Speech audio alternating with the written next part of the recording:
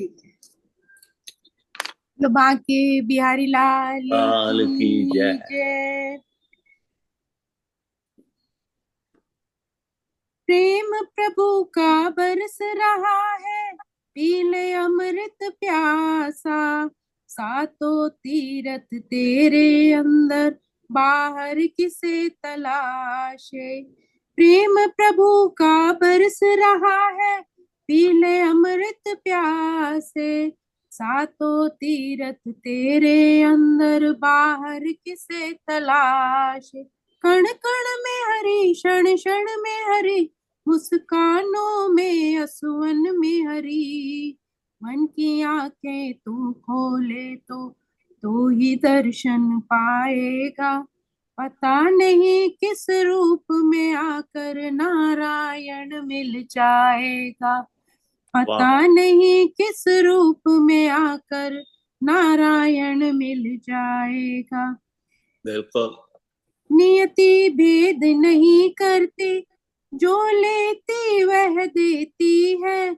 जो बोएगा वह काटेगा, ये जग कर्मों की खेती है। नियति भेद नहीं करती, जो लेती वह देती है। जो बोएगा वह काटेगा, ये जग कर्मों की खेती है। यदि करम तेरे पावन है सभी, डूबेगी नहीं तेरी नाव कभी। तेरी बाह पकड़ने को वह भेष बदल कर आएगा। पता नहीं किस रूप में आकर नारायण मिल मिल जाएगा। जाए। वाह वाह। पता नहीं किस रूप में आकर नारायण मिल जाएगा। नेकी व्यर्थ नहीं जाती, हरि लेखा जोखा रखते हैं। औरों को फूल दिए जिसने, उसके भी हाथ महकते हैं। नेकी व्यर्थ नहीं जाती, हरि लेखा जोखा रखते हैं। औरों को जो फूल दिए जिसने, उसके भी हाथ महकते हैं। कोई दीप मिले तो बाती बन, तू भी तो किसी का साथी बन। मन को मान सरोवर कर ले, तो ही मोती पाएगा।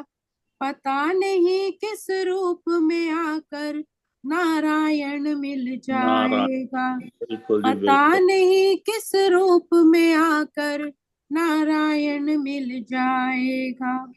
कान लगा के बातें सुन ले, सूखे हुए दरख्तों की।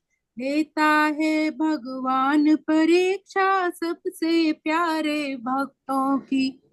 कान लगा कर बातें सुन ले, सूखे हुए दरख्तों की। लेता है भगवान परीक्षा, सबसे प्यारे भक्तों की। एक प्रश्न है गहरा जिसकी, हरि को थाह लगानी है। तेरी श्रद्धा सोना है या बस सोने का पानी है। जो फूल धरे हर डाले पर, विश्वास तो रख उस माली पर। तेरे भाग में पत्थर है तो पत्थर भी खिल जाएगा। पता नहीं किस रूप में आकर नारायण मिल जाएगा। पता नहीं किस रूप में आकर नारायण मिल जाएगा। पता नहीं किस रूप में आकर नारायण मिल जाएगा। लुबा के बिहारी लाल की जय। प्यारी सात संगत जी, जैसे 9वें अध्याय हमारा संपूर्ण हो गया है। हाँ जी। आज हम थोड़ा सा उसका पिछले जो हमने श्लोक श्रवण किए, उसके हाँ मुख्य जो उपदेश थे, आज थोड़ा सा उसके बारे में हम दोबारा सार लेते हैं कि पिछले जो कुछ बहुत सुंदर 34 श्लोक थे, कुछ श्लोक बहुत ही सुंदर उपदेश और दार्शनिक होते, तो उसी हिसाब से हम इसके आज चिंतन करते हैं। जैसे 7वें अध्याय में भगवान ने संसार की उत्पत्ति का कारण बताया, परा अपरा शक्तियों के बारे में बताया। उसी तरह 9वें अध्याय में संसार की स्थिति बताई है। जिनकी दृष्टि में संसार की सत्ता है, उन साधकों के लिए संसार मेरे में है और मैं संसार में हूँ, ऐसा भगवान ने चौथे, 5वें और 6ठे श्लोक में कहा। यो मां पश्यति सर्वत्र सर्व च मयि पश्यति। परंतु जिन सिद्ध महापुरुषों की दृष्टि में संसार की स्वतंत्र सत्ता ही नहीं, अर्थात सब कुछ परमात्मा के अधीन है, जिनकी दृष्टि में सब जगह मैं ही हूँ, वही महात्मा है। क्योंकि 9वां अध्याय बिल्कुल भगवत गीता जी के मध्य में आता है, तो इससे पहले जो कर्म योग हमने श्रवण किया या आगे जो भक्ति योग आएगा, ये दोनों का एक मिश्रण है इस अध्याय में, इसलिए इसका बहुत महत्वपूर्ण बताया गया है। जो संत ज्ञानेश्वर महाराज हुए थे, उन्होंने भी अपने अंतिम समय में 9वें अध्याय का ही श्रवण किया था, इसीलिए इसकी कुछ महत्वपूर्ण बातें हम श्रवण करेंगे। तो भगवान कहते हैं कि यद्यपि संपूर्ण प्राणियों को उत्पन्न करने वाला, धारण करने वाला मैं ही हूँ, तद्यपि मैं उन प्राणियों पर आश्रित नहीं हूँ, वे मुझ पर आश्रित हैं। ये 9वें अध्याय के 5वें श्लोक में प्रभु ने अपने मुखारबिंद से कहा कि जैसे आकाश में रहने वाली वायु आकाश के आश्रित है, उसके अधीन है, मगर आकाश वायु के आश्रित नहीं है। जैसे वायु आकाश से ही उत्पन्न होती है, उसमें स्थित रहती है और फिर आकाश में ही लीन हो जाती है, ऐसे संपूर्ण प्राणी महासर्ग में भगवान से ही प्रकट होते हैं, उसमें स्थित रहते हैं ये संपूर्ण सृष्टि, और महाप्रलय में फिर भगवान में ही लीन हो जाती है। जितने भी संपूर्ण प्राणी है प्रकृति के आश्रित हैं और प्रकृति भगवान के आश्रित है। इस रहस्य को न जानने के कारण ही बेसमझ कार्य भगवान के आश्रित, इस रहस्य को न जानने के कारण ही बेसमझ लोग भगवान को भी अपनी तरह शरीर स्वरूप मान लेते हैं कि जैसे हम शरीर के बिना नहीं रह सकते, लेकिन और वैसे ही भगवान भी शरीर के बिना नहीं रह सकते। तो ऐसे लोग आसुरी, राक्षसी और मोहनी प्रवृत्ति के होते हैं, किंतु परमात्मा तो सर्वशक्तिमान है, सद सच्चा हम अर्जुन, अर्थात उससे भेद कुछ भी नहीं। इसलिए जो मनुष्य भगवान को प्रकृति के आश्रित नहीं समझते, वे देवी प्रकृति के आश्रित रहने वाले होते हैं, अर्थात उनमें महात्मा समान गुण आ जाते हैं। जो भगवान को सर्वत्र शक्तिमान मानते हैं कि वो किसी के अधीन नहीं है, अर्थात वे प्रकृति के आश्रित ना होकर भगवान के आश्रित होते हैं, तो भगवान के आश्रित होने के कारण वे महात्मा कहलाते हैं, अर्थात वो अपना सब कुछ सर्वस्व भगवान को अर्पित कर देते हैं। वे अनन्य मन से भगवान का भजन करते हैं, क्योंकि सब जगह उसी की उपस्थिति को देखते हैं। कारण कि जब उनकी दृष्टि में भगवान के सिवा कुछ है ही नहीं, तो वो उनको छोड़कर कहाँ जाए, इसलिए नित्य युक्त उन्हीं की ही भक्ति में लगे रहते हैं। फिर अगले श्लोकों में भगवान ने कहा कि मैं ही इस ब्रह्मांड का पिता हूँ, माता हूँ, आश्रय देने वाला पितामह हूँ, मैं ही ये अर्थात जानने योग्य हूँ। ओंकार के शब्द यजुर्वेद, सामवेद, यजुर्वेद में भी मैं ही हूँ। जो प्रणव अक्षर, जो नाम जप लिया जाता है, वो भी मैं ही हूँ। मैं ही लक्ष्य, पालन करता, स्वामी, साक्षी, धाम, शरण स्थली तथा अत्यंत प्रिय मित्र हूँ। मैं सृष्टि का प्रलय भी कर सकता हूँ, सबका आधार भी मैं ही हूँ, आश्रय और अविनाशी बीज भी मैं ही हूँ। शरण स्थली किसी को धाम जैसे पवित्र स्थलों पर जो जाते हैं वो भी परमात्मा ही है। हर जड़ चेतन सब में उस परमात्मा का वास है। हे अर्जुन, मैं ही प्रकाश प्रदान करने वाला हूँ, वर्षा को रोकता हूँ, वर्षा को लाता हूँ। मैं ही अमृतत्व बीज हूँ, साक्षात मृत्यु भी हूँ। आत्मा तथा पदार्थ, सत असत दोनों मुझ में ही है। जो वेदों का अध्ययन करते हैं, सोम रस का पान करते हैं, स्वर्ग प्राप्ति के लिए अप्रत्यक्ष रूप से मेरी पूजा करते हैं, वे पाप कर्मों से शुद्ध होकर इंद्र के पवित्र स्वर्गिक धाम में जन्म लेते हैं और जहां से देवताओं का सा आनंद भोगते हैं। किंतु जब उनके ये पुण्य कर्म क्षीण हो जाते हैं तो उन्हें फिर मृत्यु लोक में लौटना ही पड़ता है, अर्थात जिन्हें कितनी बड़ी बड़ी विद्याओं का अध्ययन क्यों ना किया हो, कितने बड़े ही शास्त्रों के वेत्ता क्यों ना हो, लेकिन अगर उन्होंने स्वर्ग की प्राप्ति की इच्छा करी है तो उन्हें स्वर्ग मिलेगा। और जैसे जैसे पुण्य कर्म क्षीण हो जाते हैं फिर उन्हें जन्म लेना ही पड़ता है और उनका जन्म मृत्यु का चक्र चलता रहता है। किंतु जो अनन्य भाव से मेरी सेवा में लगे रहते हैं, मेरी ही पूजा अर्चना करते हैं, तो उनका स्वयं का वहन मैं क्षेम करता हूँ। योग अक्षेम वहन में हम मैं उनकी सभी आवश्यकताएं बिना कहे ही पूरी करता हूँ और उनके पास जो कुछ भी है उसकी रक्षा करता हूँ, उनकी प्रेमा भक्ति को बढ़ाता हूँ। मैं ही समस्त यज्ञों का एकमात्र भोक्ता हूँ, स्वामी हूँ। जो कुछ भी आप यज्ञ में अर्पित करते हैं वो सब मुझे ही अर्पित होता है।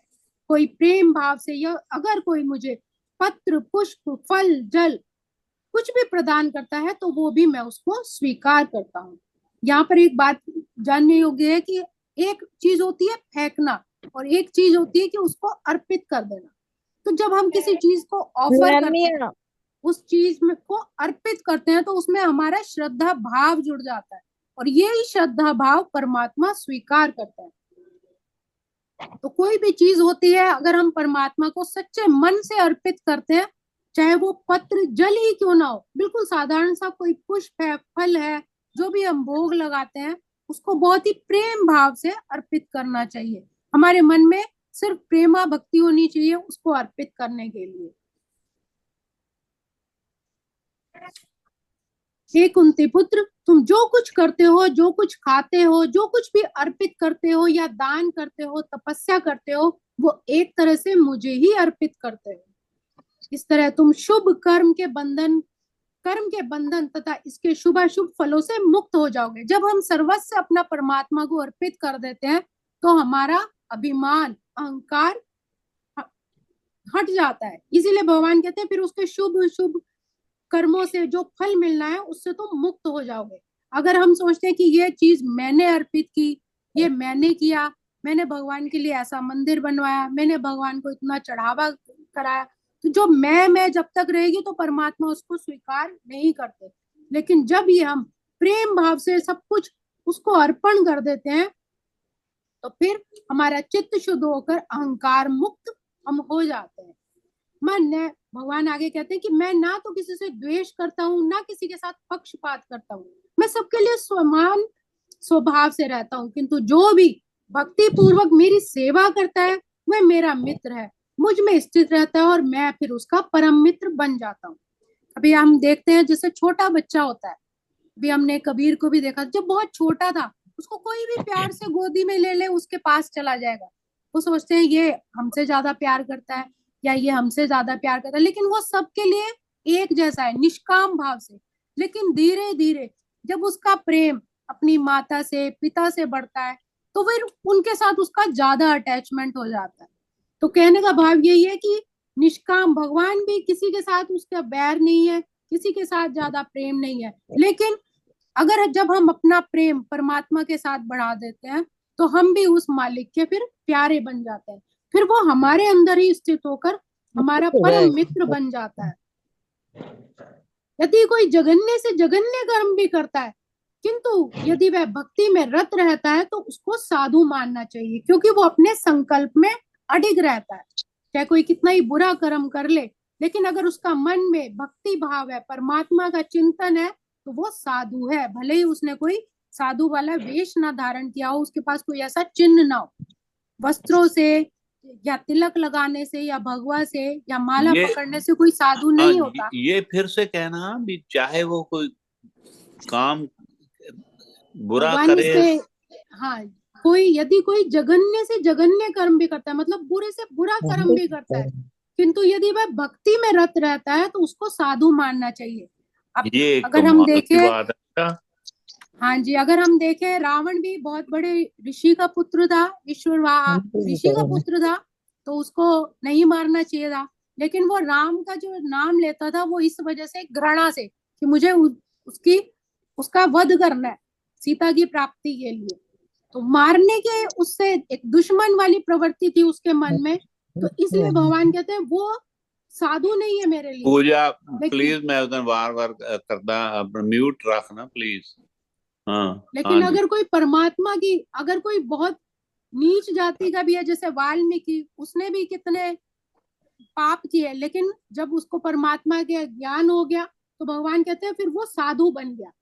और क्योंकि वह अपने संकल्प में अडिग रहता है कि मुझे मालिक की प्राप्ति करनी है, फिर उस रास्ते से फिर वो कभी नहीं हटता। तो इसलिए जघन्य कर्म ना करके उस मालिक से प्रेम बढ़ाना चाहिए। भगवान आगे कहते हैं कि वो तुरंत धर्मात्मा बन जाता है और स्थायी शांति को प्राप्त करता है। इसलिए हे कुंती पुत्र, निडर होकर घोषणा करो कि मेरे भक्त का कभी भी विनाश नहीं होता। भक्त चाहे मुझे भले ही भूल जाए, लेकिन मैं उसका कभी साथ नहीं छोड़ूंगा। क्यों? क्योंकि उसने मुझे सर्वस्व अर्पण कर दिया। हे पार्थ, जो लोग मेरी शरण ग्रहण करते हैं, वो भले ही निम्न जाति की कोई स्त्री हो, वैश्य, शूद्र हो, ब्राह्मण हो, वो भी मेरे परम धाम को प्राप्त कर सकते हैं। क्योंकि मेरे लिए कोई भी जाति भेदभाव मायने नहीं रखती। ये सारा संसार दुखमय है, और दुखमय संसार में आ जाने पर मेरी प्रेमा भक्ति में अपने आप को जो अर्पण कर देता है, वही मेरा प्रिय हो जाता है और मेरे परम धाम को जा सकता है। अर्जुन जो थे वो क्षत्रिय कुल के थे, वध कर सकते थे, जानवरों को मार सकते थे, तो ये पाप में नहीं आएगा, क्योंकि हृदय उनका शुद्ध था, अपने धर्म के लिए कर्तव्य का पालन करना था, तो भगवान को यही प्रिय होते हैं। तो भगवान कहते हैं उसी के अंदर भगवत भक्ति जागती है, जो मन से मेरा चिंतन करता है।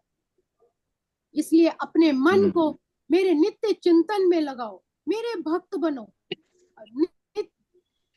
और मुझे नमस्कार करो। अर्थात जो मेरे कहे गए वचन हैं, उनकी जब आज्ञा मानते हैं, अपने कहे हुए गुरु की, अपने मालिक की हम बात में ही उसी को ही सर्वश्रेष्ठ मानते हैं, फिर उनकी पूजा अर्चना करते हैं, तो इस प्रकार जब हम पूर्णतः उसी में लीन हो जाते हैं, तो निश्चित रूप से परमात्मा भी फिर कल्याण करते हैं। तो कृष्ण संबंधी एक उत्तम पद में कहा गया है कि जो व्यक्ति देवताओं की पूजा में रहते हैं, वो सर्वाधिक अज्ञानी है, क्योंकि कभी भी उन्हें मन चाहे वरदान तो प्राप्त हो सकते हैं, लेकिन परमात्मा की प्राप्ति नहीं हो सकती। इसलिए कोई भी भक्त अपने स्तर से नीचे गिर जाए तो भी उसको अन्य सारे योगियों से श्रेष्ठ मानना चाहिए। कोई भक्ति करते करते अगर उससे कुछ पाप भी हो जाए, तो यदि वो क्षमा मांग ले और परमात्मा की भक्ति में लगा रहे, तो वो भी फिर साधु पुरुष बन जाता है। वास्तव में शुद्ध भक्त के पतन का कभी कोई अवसर नहीं आता। हमें लगता है कि हमसे पाप हो गया, जब हम क्षमा मांग लेते हैं, तो इस तरह हम अपने कल्मश से, अपनी जो ग्लानि होती है, उससे भगवान कहते हैं कि तुम शुद्ध हो जाते हो, और ऐसे शुद्ध भक्तों की फिर मैं रक्षा करता हूँ। अतः बुद्धिमान मनुष्य को चाहिए कि वो परमात्मा की प्राप्ति के लिए ऐसे ही अध्यात्म पथ को ग्रहण करे और संसार में सुख पूर्वक जीवन बिताए, अपने कर्तव्यों का निर्वाह करते हुए उस परमात्मा का नाम जप करे, अंतोगत्वा वो भी फिर परमात्मा की प्राप्ति अवश्य करेगा। ये आज हमने 9वें अध्याय का सार श्रवण किया। ओम श्री कृष्णार्पणमस्तु। हरे नमः। हरे नमः। आज भी एकादशी है और कल भी है, तो फिर कल से हम 10वें अध्याय में प्रवेश करेंगे, जो इसी संदर्भ में आगे। बहुत बढ़िया, धन्यवाद आपका भी संगीता, बहुत हाँ जी, आज थोड़ा लेट है, ये कल व्रत वाली है। सरला मासी तो सुन लो, सरला मासी तो पहले। ठीक है, सुनाओ जी मासी जी, कुछ सुना दो।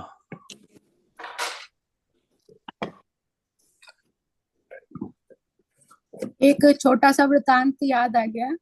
एक उसमें राजा, एक बहुत बड़े कोई भक्त थे, तो उन्होंने बड़ी तपस्या की, और तपस्या करते करते जब वो सांसारिक वस्तुओं को मांगते थे, तो उन्होंने कहा कि ये सांसारिक वस्तु, किसी ने आकर भटका दिया कि सांसारिक वस्तुएं क्या मांगता, तू इंद्र का राज मांग। तो उन्होंने कहा अच्छा ऐसी बात है। तो वो फिर जो था उसने फिर अपना तप बढ़ा दिया, और इंद्र का, जब ब्रह्मा जी प्रसन्न हुए तो उन्होंने कहा कि मुझे तो इंद्र का चाहिए राजभोग। तो उन्होंने कहा अच्छा ठीक है, इंद्र का उसको दे दिया।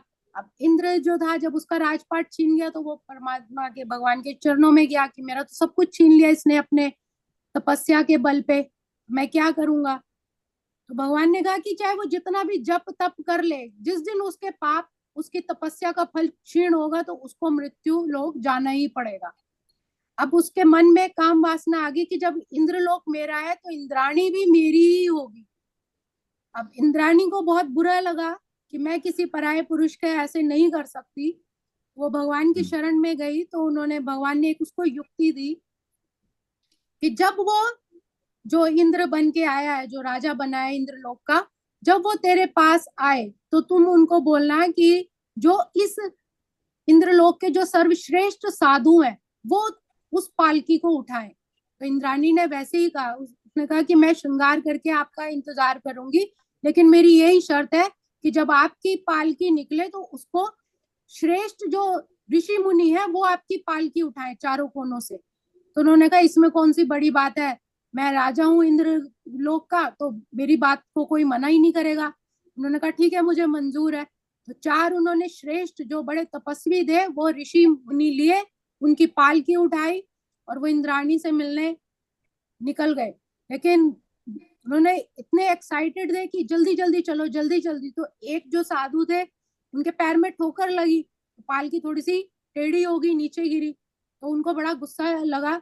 तुम, राजा ने, जो इंद्र का जो बना था इंद्रलोक का राजा, उसने बोला कि तुम देख के नहीं चल सकते, मुझे इंद्राणी से मिलने जाना है और तुम ऐसे पालकी भी नहीं ढंग से उठा सकते। तो उस महर्षि को बड़ा गुस्सा आया। उसने कहा कि आज हमें एक ठोकर लगी है, एक तो तू गलत काम करने जा रहा है और ऊपर से तूने जो हमें बोला है ना, जा तेरे सारे पुण्य जितने भी तूने किए वो क्षीण हो जाए, और तू ऐसा दर दर भटके कि तेरे को समझ में आ जाए कि तूने क्या किया। उसी वक्त उसके सारे जो थे पुण्य क्षीण हो गए, क्योंकि साधु संतों का कभी भी श्राप व्यर्थ नहीं जाता। उसके सारे जो भी उसने अच्छे काम किए थे 1 मिनट में क्षीण हो गए। वो दोबारा फिर मृत्यु लोक में आया और रगड़ता रहा, तो उसकी मृत्यु की प्राप्ति नहीं हुई। फिर उसने परमात्मा की दोबारा फिर आराधना करके क्षमा याचना की। तो जो गिरा है उसको गिरने से कोई फर्क नहीं पड़ता, लेकिन जो ऊंचा उठ के जो गिरता है, अपने तपस्या का, अपने योग बल का जो गलत उपयोग करता है, तो फिर परमात्मा भी उसको माफ जल्दी नहीं करता।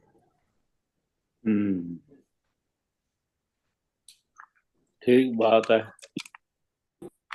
भाई। और ये जो पहले जो इंद्र घबरा गए, तो वो भी तो, ये तो चेंज होते रहते हैं ना। इंद्र तो एक तरह का टाइटल है ना, इंद्र देवता जो नहीं, है।